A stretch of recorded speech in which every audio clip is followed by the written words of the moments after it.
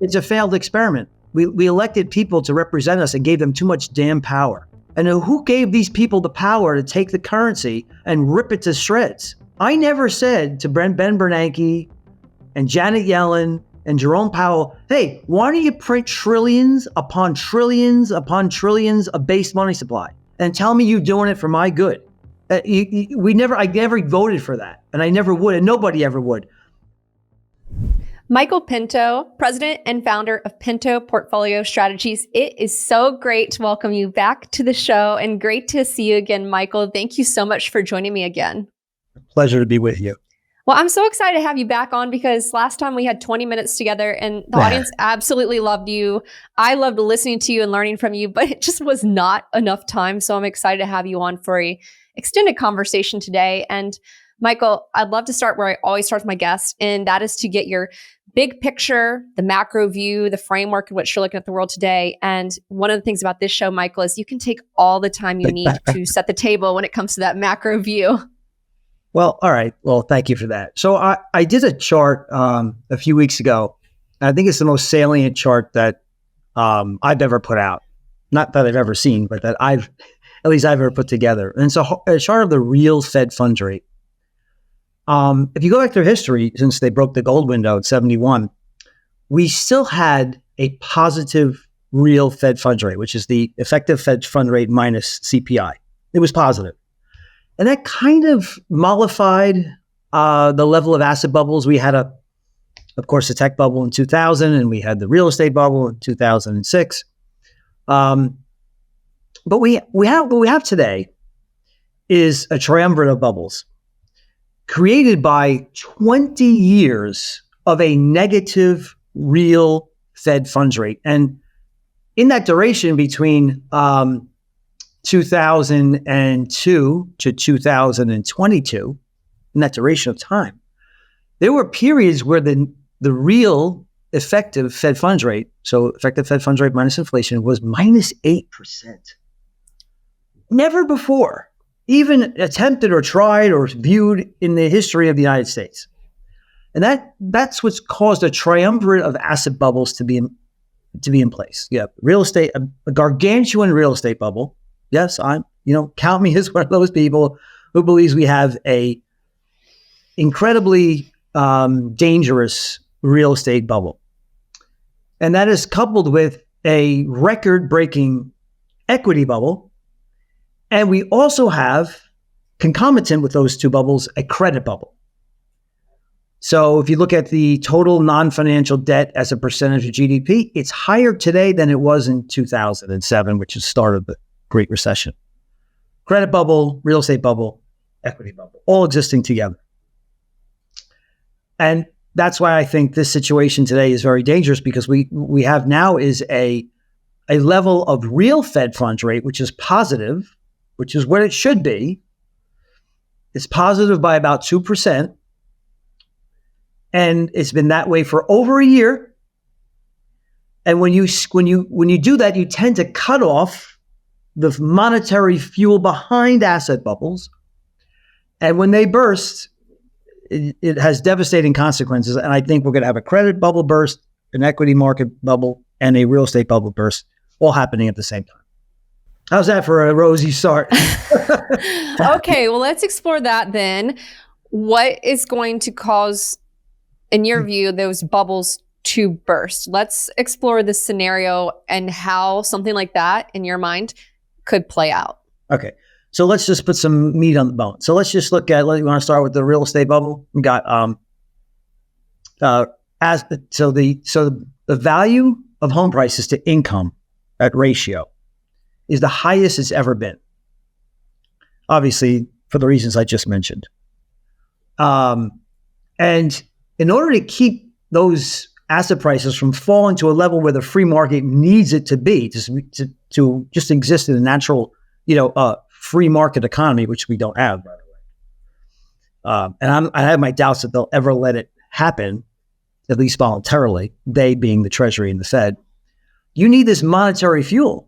Well, I just mentioned that the monetary fuel is being cut off. So if you look at the shape of the yield curve, banks aren't really incentivized to lend when their funding costs are higher than what they get when they make a loan. And they're not making many loans. I mean, yeah, now they can make a loan at 6.87% for a new mortgage. But have you looked at the level of transactions over the past few years? Well, if you're sitting with a mortgage that's 3%, what is your incentive? What's your incentive to go out and get a new house and pay 7%? And the prices of these houses are astronomically high, astronomically high. And, when you throw in maintenance costs, the taxes, insurance, it was my third thing, insurance costs through the roof. They're unaffordable. So out of reach for the first-time homebuyer. The middle class has been eviscerated by, all of this inflation. For the first time, and I'm 60 years old, been licensed since 1991. The top quintile is doing okay because they're hanging in with those asset bubbles.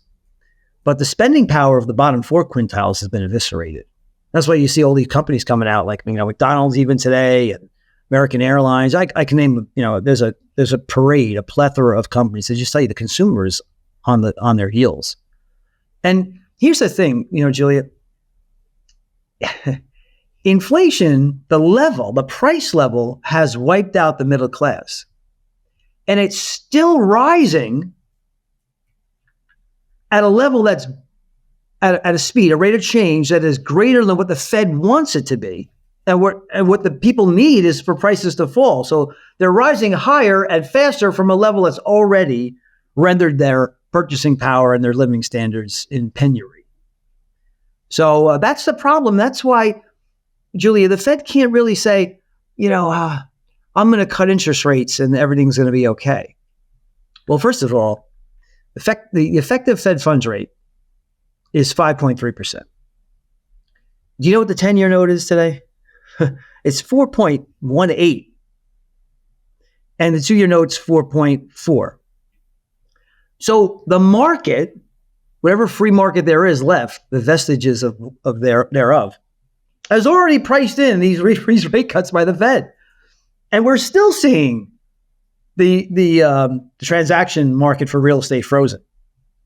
But let me continue, excuse me. Let me just also say that equity prices, if you look at the total market cap of equities as a percentage of GDP, it was just below 200% a few days ago.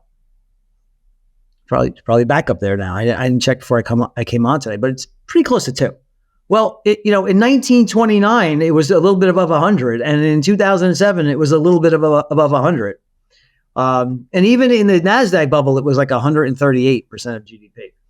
So we've never seen total market cap of equities as a percentage of the underlying economy be anywhere near 200%. And here we are today at 200%, twice the output of the economy in a year. And I mentioned, of course, the credit bubble, record high levels of corporate debt and business debt and CLOs and private equity, private credit.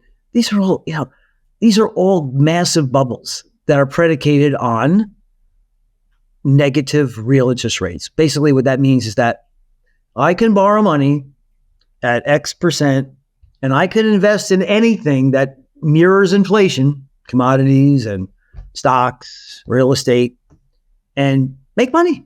It's basically free. That situation has changed. The monetary fuel is being cut off. Money supply growth has crashed. Bank lending standards are tightening.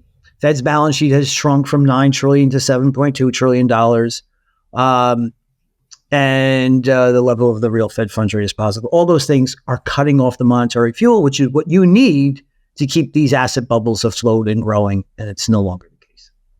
You mentioned you've been in this business for well over 30 years, and you talk about these 3 bubbles, this triumvirate of bubbles, and they're dangerous. In your perspective, like, having been in the markets for so long, would you say this is the most dangerous time? Can you contextualize it for us? Give us some context. Like, you obviously seen on bubbles over the years. How would you? There's never been there's never been this triumvirate of bubbles that all existed concurrently. Like I said, so if you go back to 2000, it was the NASDAQ bubble. It wasn't even an equity bubble because it was, it wasn't in the it didn't manifest in the S&P.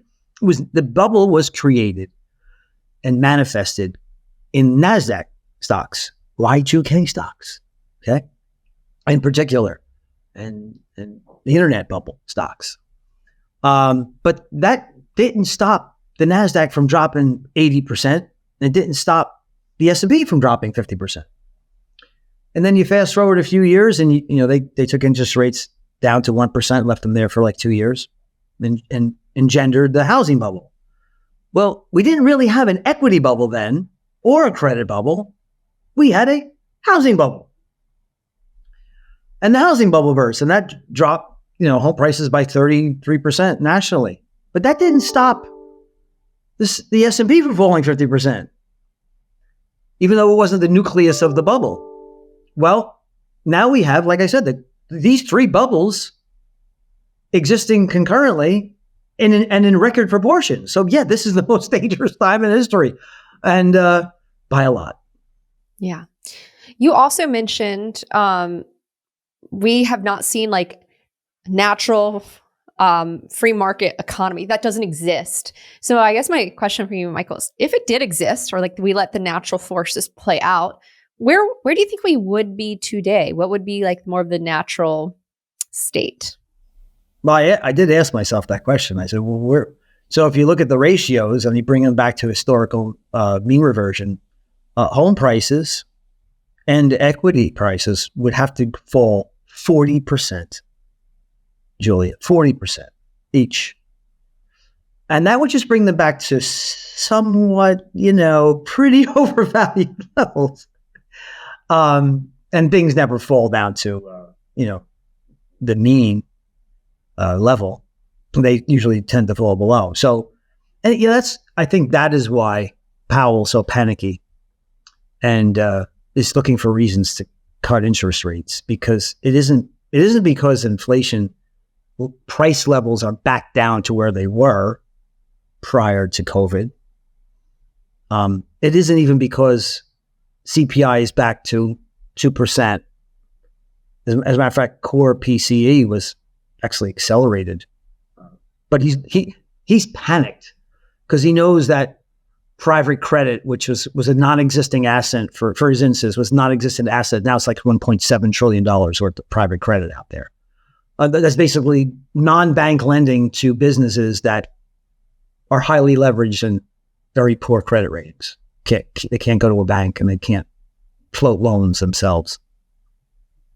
Yeah. And those things are going to, that he understands that. So I guess the calculation is, unfortunately for the middle class, is it's Wall Street first.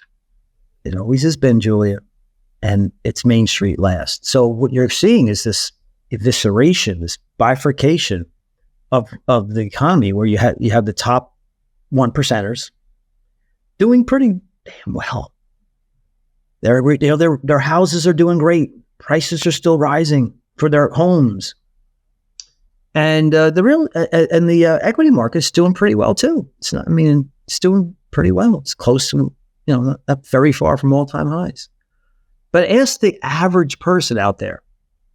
Well, we're in a bear market, and the economy's in a recession. Because for them, it is.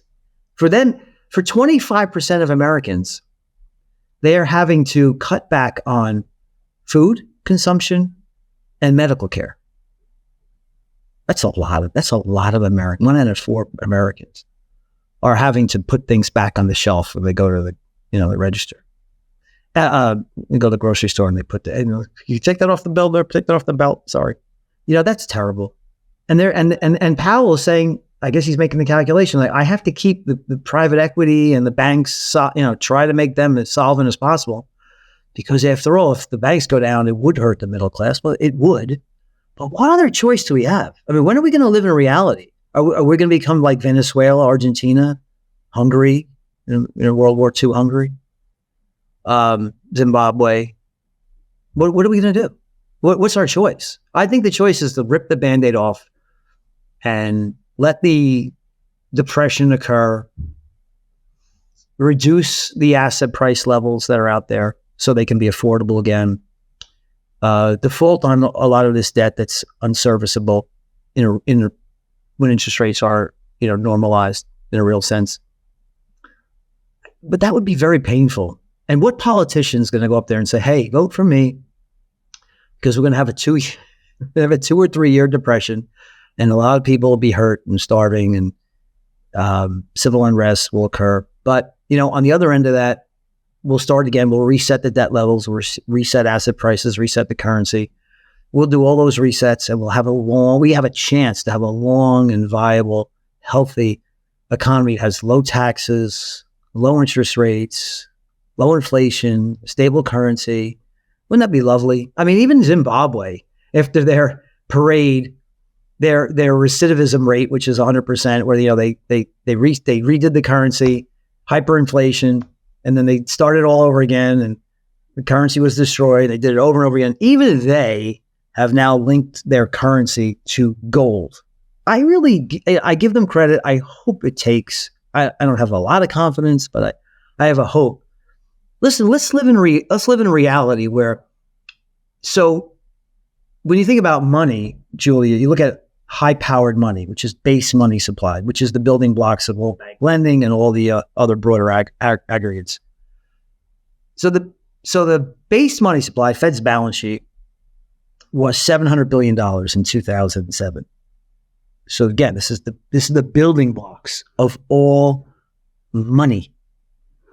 They took that from $700 billion to $9.2 trillion. I mean, this makes Zimbabwe blush. Why would you do that? Why did you need to enact, serial helicopter money launches where, after COVID, we knew COVID was over. The masks were off. You could stand, 5.5 feet close to people, not, in 6 feet. Yeah. People didn't have to, they got out of their houses and they got out of their caves and you wouldn't see people driving in their car alone with a mask on anymore. And COVID was over. And you still had politicians spending trillions of dollars trying to get the economy going.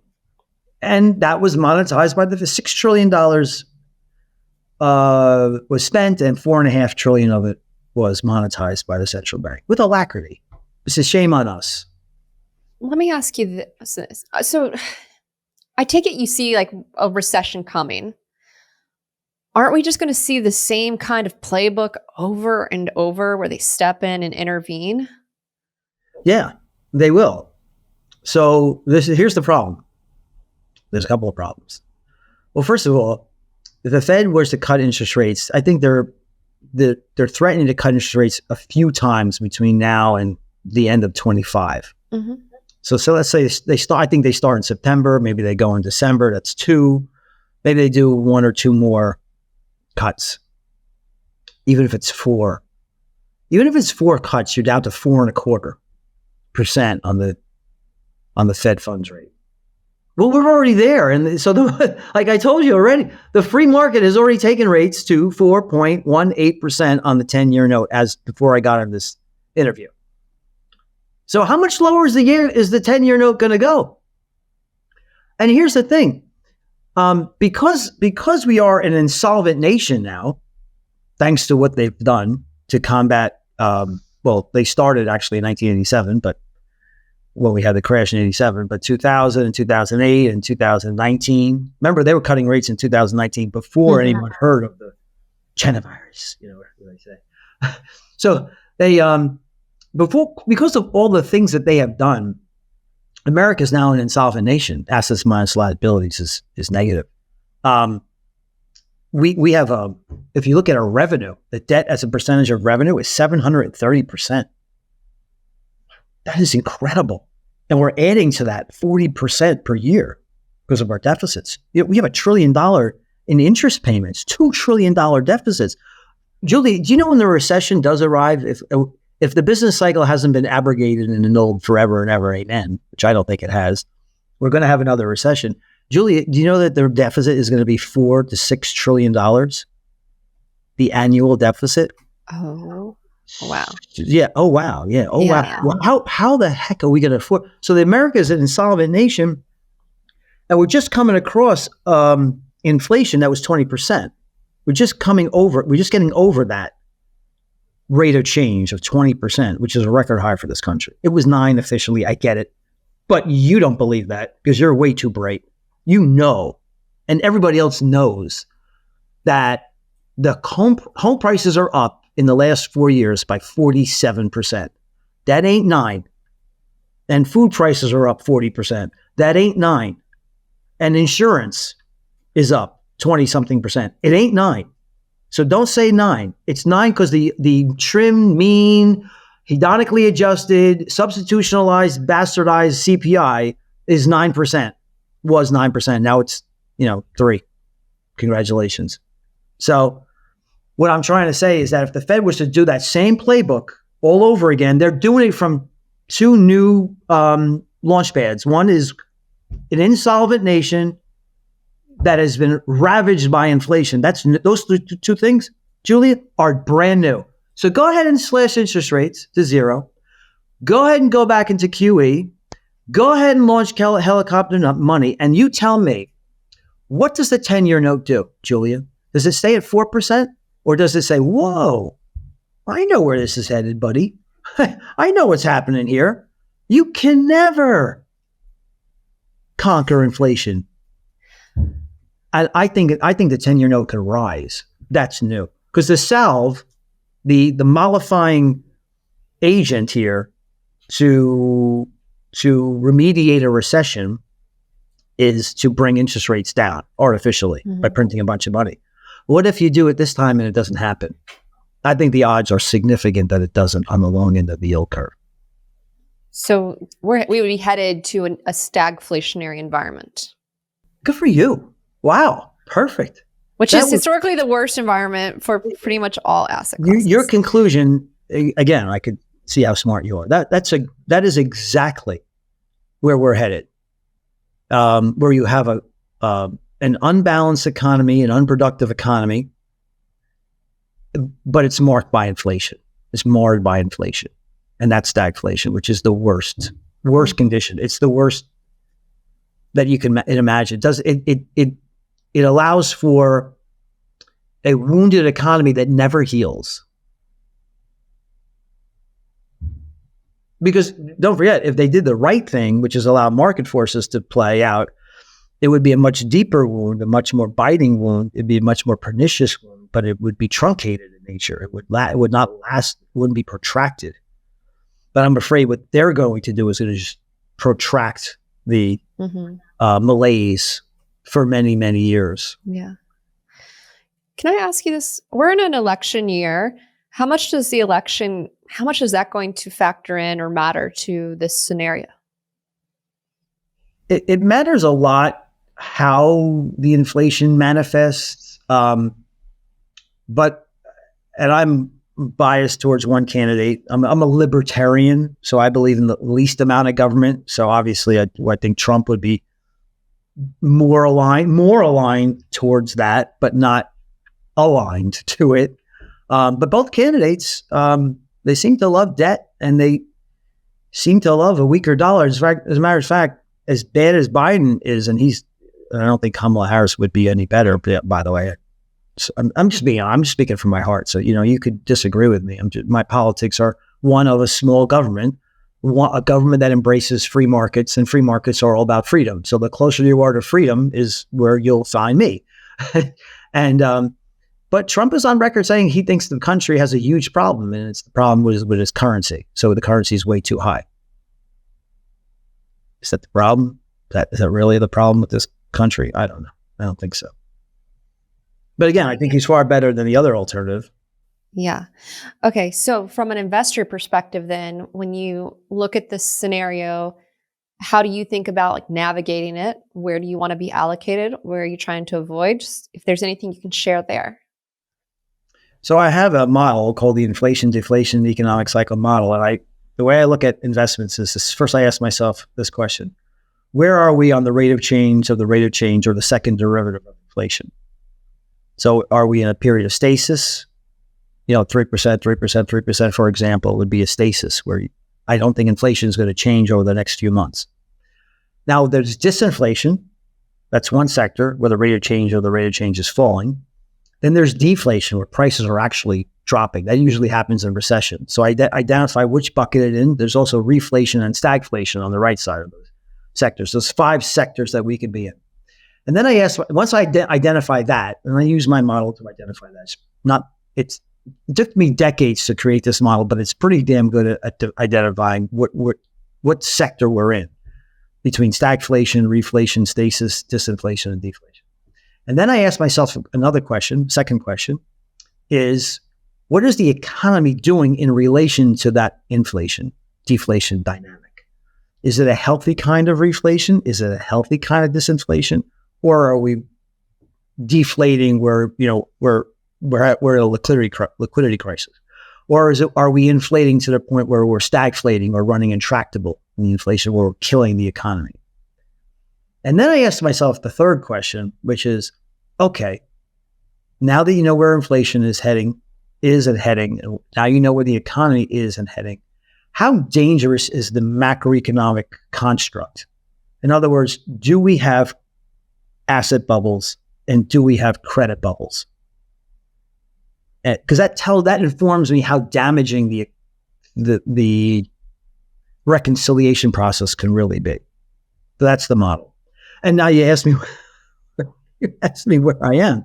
So the model tells me we're heading from stasis, which is a rate of change is static, to disinflation. I think the next step would be disinflation, and then I also believe that there's a high probability of heading into deflation and recession later on in this year. So say Q4 or maybe even Q1 of 25. And then it's the Fed's reaction function to that, which would inform me whether how long we'll stay in that and when we go back to reflation and then eventually stagflation. And I should hasten to add that each sector has its own style factors and currencies and commodities and equities that you should own. So for example, when you go towards sectors 1 and 2, you want to overweight bonds. That makes sense, right? And you want to eschew high beta stocks, small cap stocks. Those would be out. And the opposite is true. When you're on sectors 4 and 5, a healthy reflation or stagflation, you want to own base metals and energy and higher beta equities. And by the way, I also would tell you that gold tends to do really well in sectors 1 and 2, which is why gold is doing so well. So wait, to clarify, which sectors are we in right now? We're in 3 going to 2. 3 going kind of to like 2. straddling that 2 and 3. So think about that as disinflation, where the rate of change of inflation will be falling from 3 to 2. That's my prediction over time. And so it's between stasis and going from 3 to 2, not sector. The CPI going from 3 to 2. Okay, can I ask this is going to be probably a dumb question though. Like with inflation going from 3 to 2, wouldn't people cheerlead or celebrate that? They have been. It's a good thing.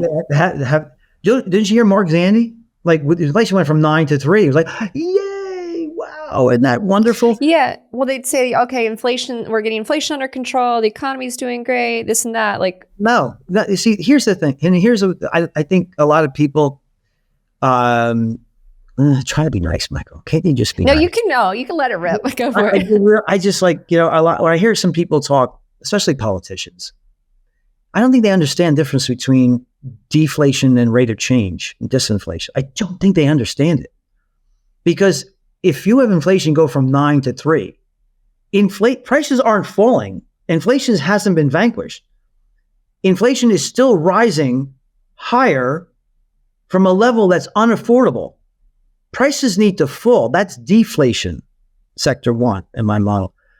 Not rise from, going up from 9 or actually 18, 19, 20% to 8% in reality. That's not what they need. That's not inflation vanquished. It just means, well, we're not killing you as fast as we used to kill you. but you're still being killed. So I don't know what they're celebrating. I really have no idea what they're celebrating. I mean, I guess Wall Street likes it because, hey, you know what that means, Julia? It means that, oh, the Fed can start cutting rates. Oh, isn't that wonderful? We can go back to the same crap, the same playbook that we've done over and over and over again. And then you see the bifurcation of this nation. You cannot have a healthy country without a vibrant middle class, because those are the people that actually go to work. The poor people collect from the government. Rich people get checks from rental income and dividend income streams from bonds. The people who actually work are the middle class. And we should give a damn about them. I do. I'm not one of them, but I do care about them. Yes. Because I care about this country. Yes. It's a wonderful experiment. It's a wonderful experiment in freedom that's gone awry. Can you explain? I would love to hear more on that. Explain that. Experiment. I'm sorry. It's a failed experiment. You wanted me to riff. I'll riff. Yeah, let it rip. Yeah. It's a failed experiment. We elected people to represent us and gave them too much damn power. And who gave these people the power to take the currency and rip it to shreds? I never said to Ben Bernanke and Janet Yellen and Jerome Powell, hey, why don't you print trillions upon trillions upon trillions of base money supply and tell me you're doing it for my good? I never voted for that, and I never would, and nobody ever would.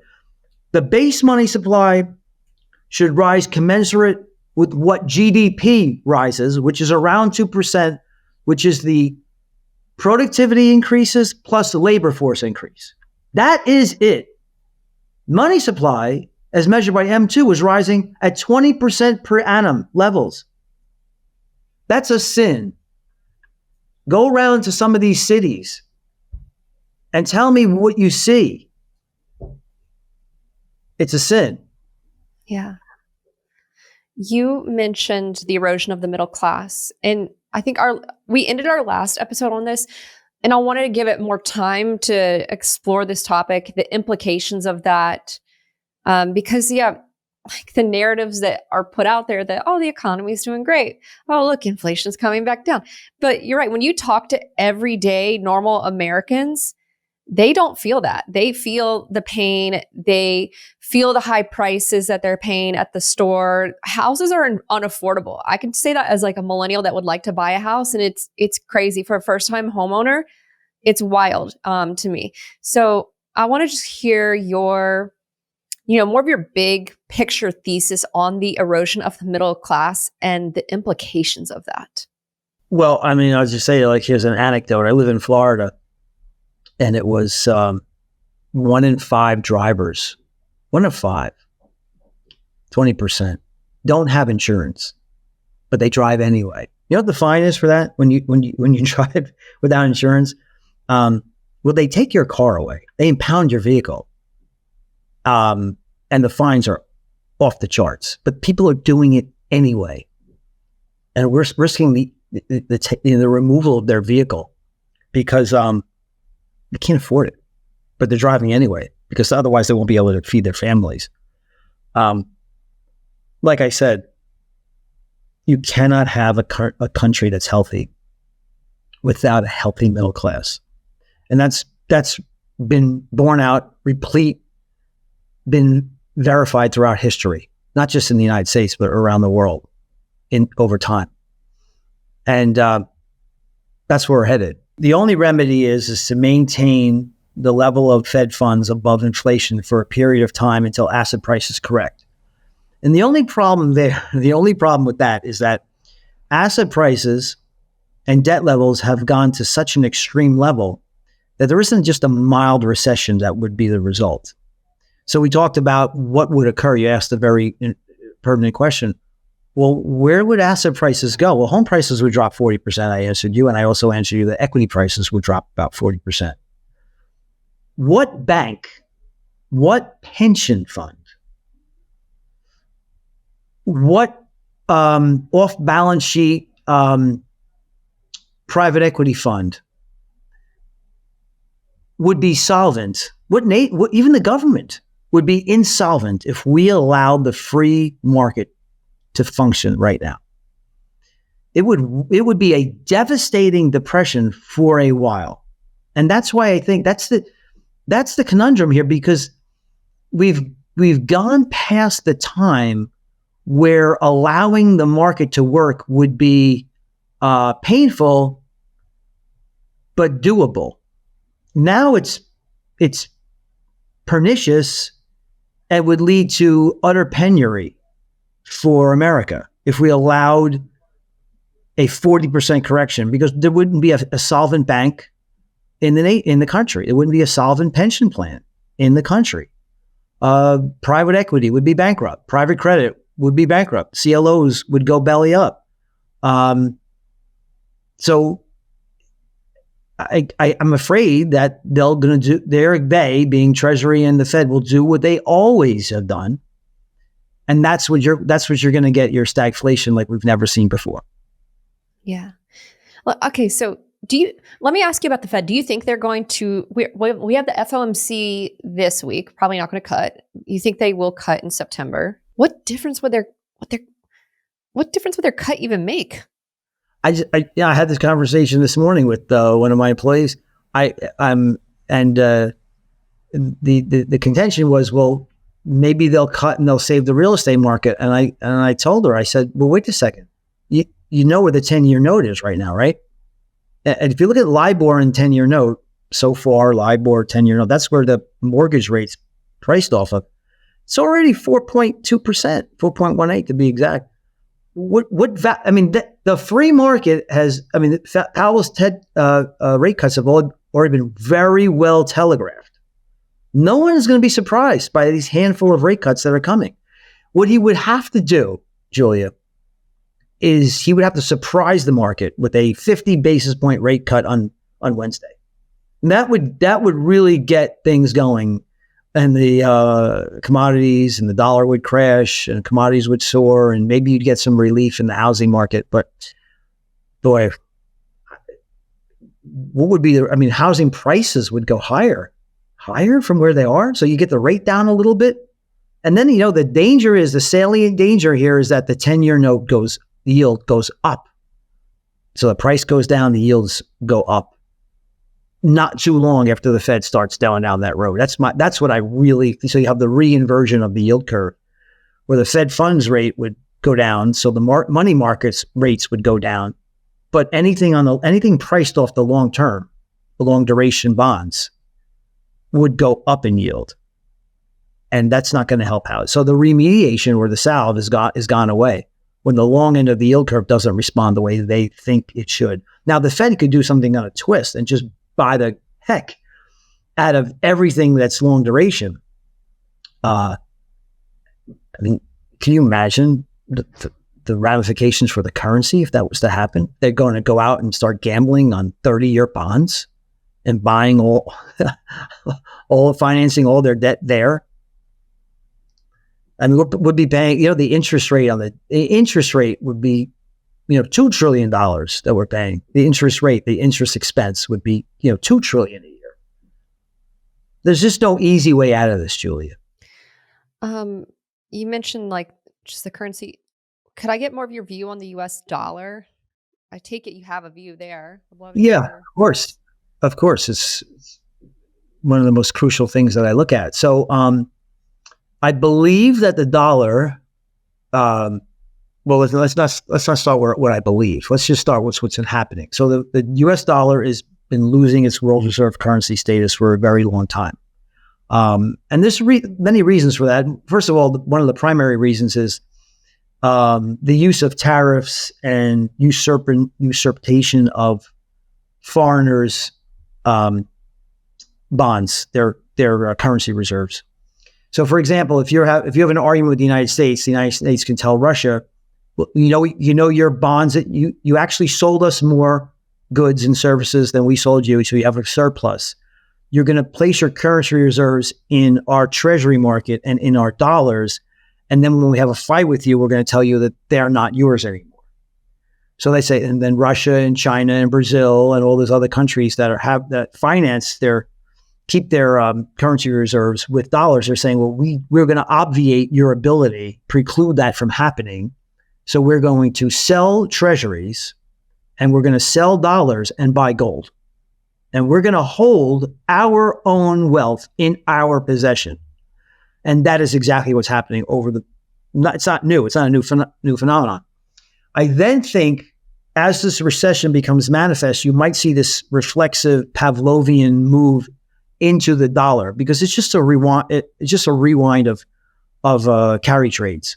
So this happens with the yen too. So people borrow in yen, they borrow in dollars, they buy higher yielding currencies and higher yielding debt. And then when things go sour, they have to unwind that trade so that they sell their domestic holdings and they have to buy back the dollar to close out the trade. So there might be a window where the dollar rises. But then after that, I think we're going to see a really significant plunge in the level of the US dollar. Even not just, I'll say not just against, other foreign currencies, not just in the FX market, but you'll see it really manifest and bite hard when it comes to the dollar versus hard assets. And that includes base metals and energy and especially precious metals.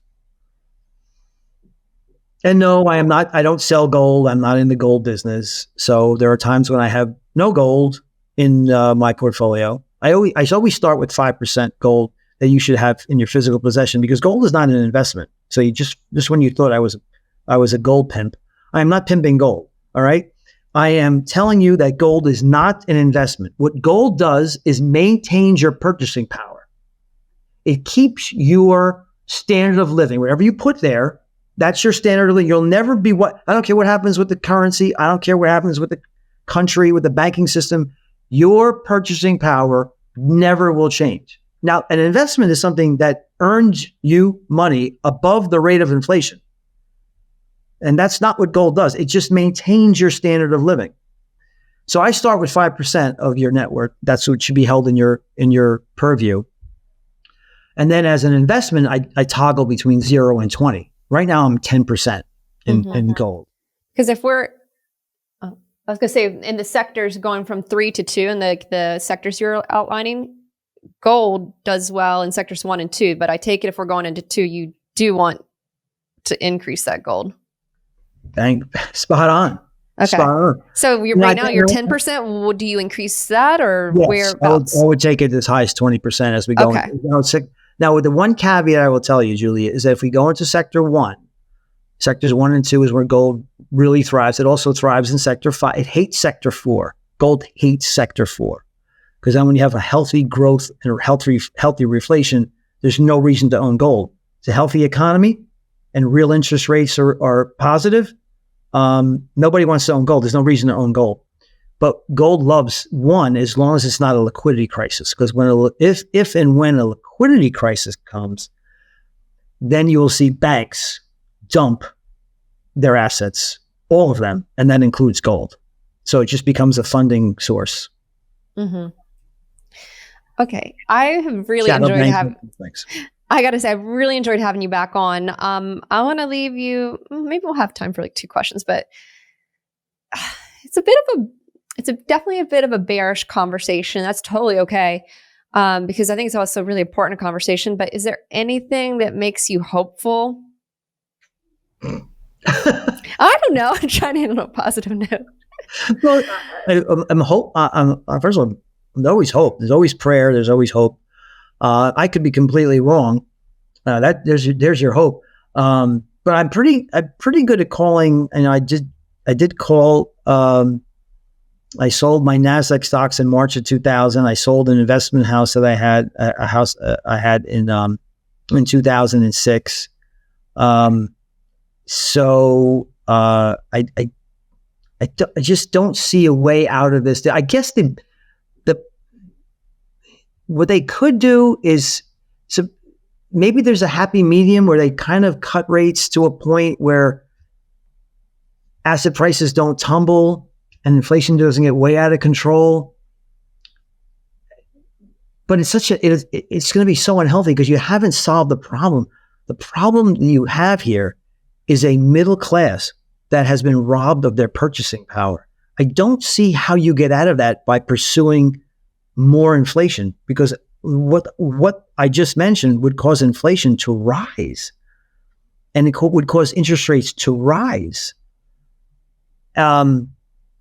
So, history has proven that the business cycle is inevitable. It happens. There's nothing you could fake around it for a while, but in the end, that is going to win. The business cycle is going to win, and if it is allowed to function naturally, it will save this country.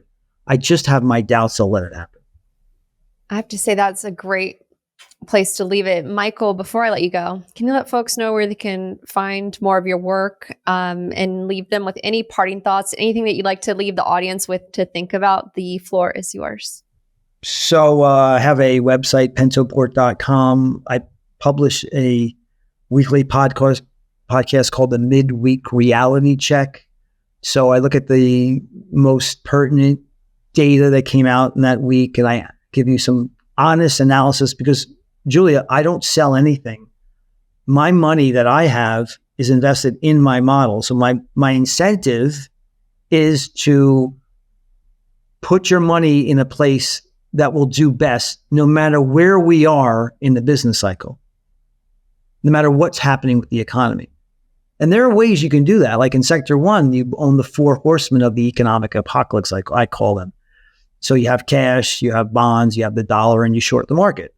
Well, you could make money in that scenario instead of losing 30 to 80%, which is what usually happens in recessions. Then I don't stay there. I hope I don't come across as a perma anything.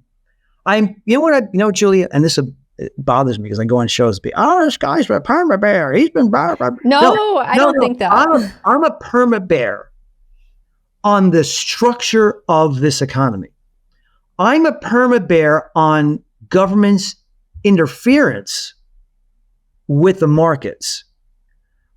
That doesn't mean, I have a business here. I have a couple $100 million under management. My clients seem to be very happy. They wouldn't be very happy if I was shorting the market every year and losing them, huge percentages of their money.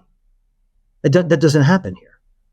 So I am actually bullish, but my positioning is right now bullish. I have a pretty bullish portfolio. I have no direct shorts in the stock market right now. I have a tiny little short in high yield that I've had for a while. That is it. I have Indian stocks. I have utilities. I have precious metals. I have low beta stocks. So we're doing positive this year. Doing fine. I am bearish on the fundamentals, the fundamental foundation of the economy. And there are times when that foundation cracks, and that's when I turn bearish. And I think we're close to another one where I was bearish in 22, correctly so.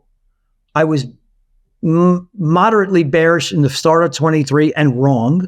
Then when the reverse repo facility had I know you were trying to end the show, but I can't now. No, keep going. $2.5 trillion of reverse repo in the money in the reverse repo facility came out, and I turned bullish for the most of the 23.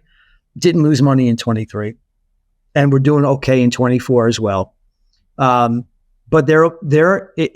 reality is coming to roost. The model is starting to tell me that the change for me becoming more bearish, going to sectors 2 and 1, should and could happen by we're in Q3, Q4, and Q1 25. It would not surprise me if the model then signaled that, hey, that the level of the real Fed funds rate has been positive for over a year. The monetary fuel has been cut off long enough. The reverse repo facility, which started with $2.5 trillion, now has $350 billion. That is done. The liquidity is done. Reality is hit. Okay, where can you reach me? It's Pento. It's pentoport.com. Reality check, midweek reality check. If you have $100,000 to invest in your U.S. citizen, I will put your money in my model. Thank you. Love it. Michael Pento, founder and president of Pento Portfolio Strategies. Thank you so much for being so generous with your time, your ideas, all of your knowledge. We love having you on the show. We would love to get you on more often. And I'm just grateful that you were able to join us once more. Really appreciate you, Michael. Have a great rest of your day and a wonderful week. Thank you. You too, Julia.